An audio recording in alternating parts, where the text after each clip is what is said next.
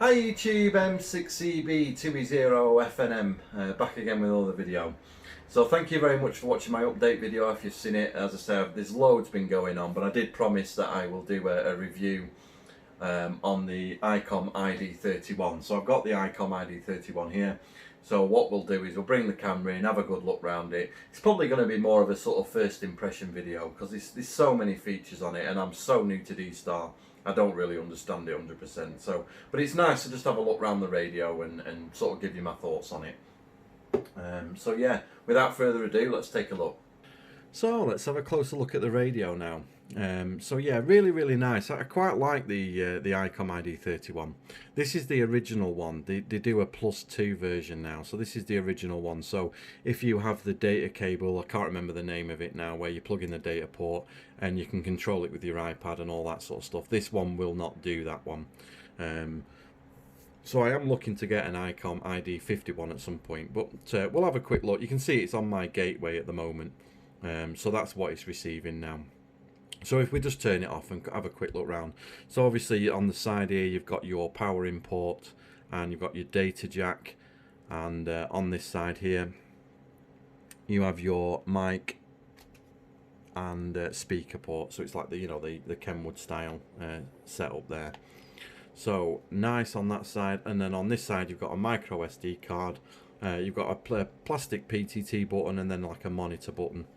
The battery's quite small on this radio. I'll check what it is, but it is an 1150 milliamp hour battery, so it's really not too big at all. But the good thing about this radio is it does ultra low power, which is about half a watt I think, or even less than that. So they're perfect for hotspots. As you can see, this radio's quite old now. So it is quite outdated. They do a +2 version, which I said earlier, which is a lot better than this one, I think. But it still works. It still gets you on D Star, no problem at all, you know. And then you've got the antenna socket here. So you've got a male SMA antenna. Obviously there's the port for it, so it works well. You know, I can get no, not a bad range on this really. Obviously it's just a UHF only radio, this, and it has got an inbuilt GPS, as you might be able to see it on the top there.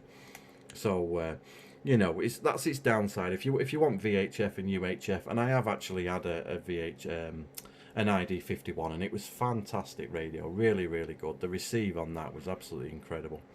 So I will get one again in the future.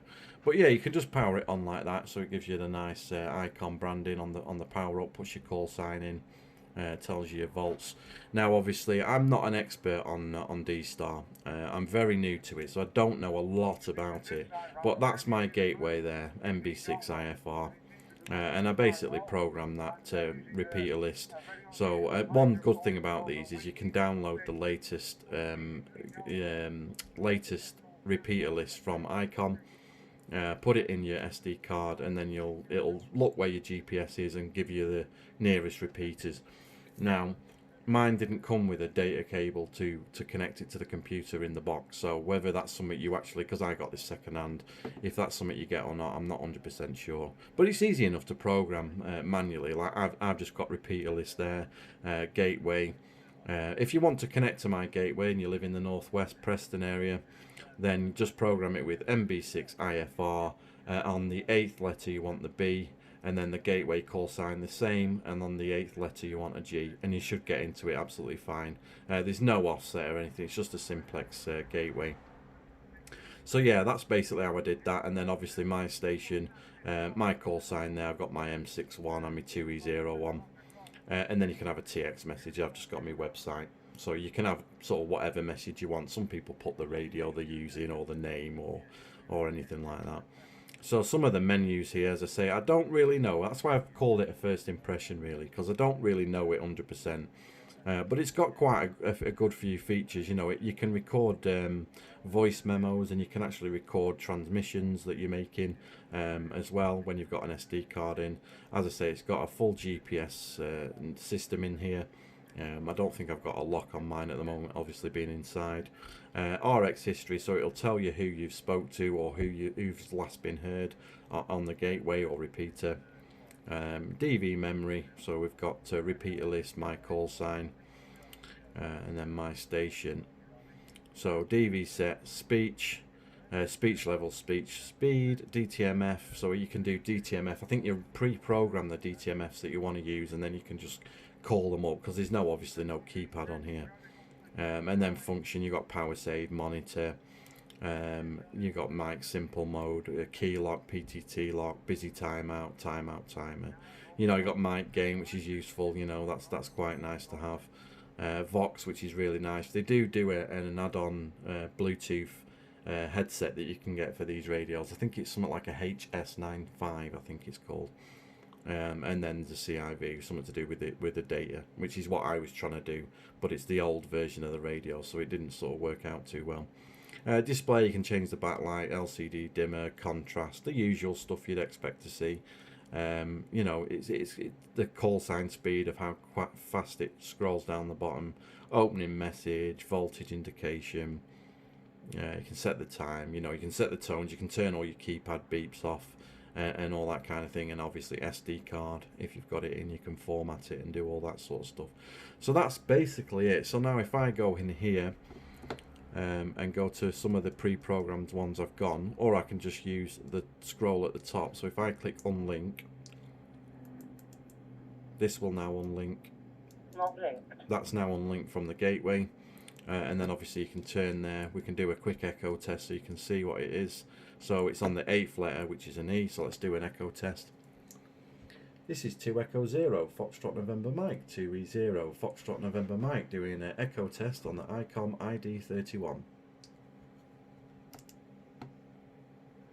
This is 2 Echo 0, Foxtrot November Mike, 2E0, Foxtrot November Mike, doing an echo test on the Icom ID31.